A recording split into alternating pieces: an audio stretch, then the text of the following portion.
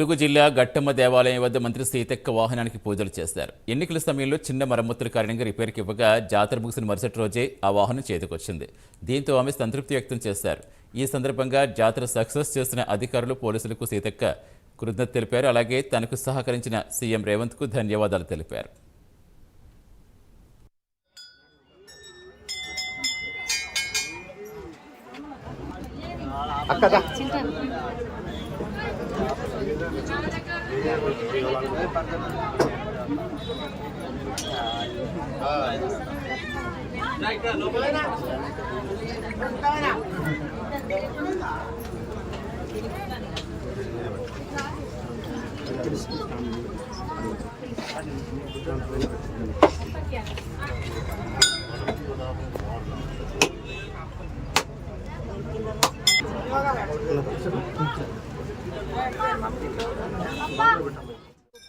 నమస్కారాలు.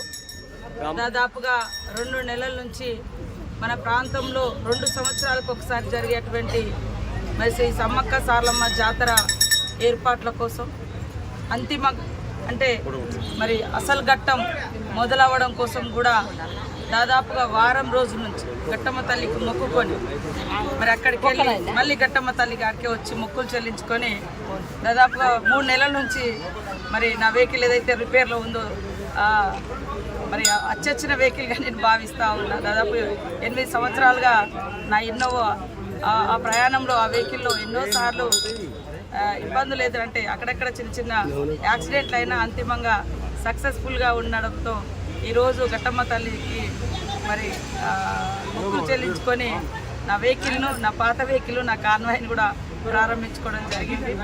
ఏది ఏమైనా చాలా చాలా ఆనందదాయకము.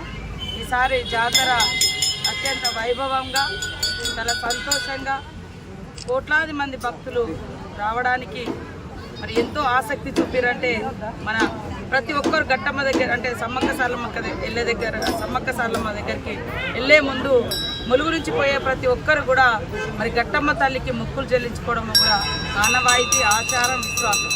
పేరు పేరున నమస్కారాలు.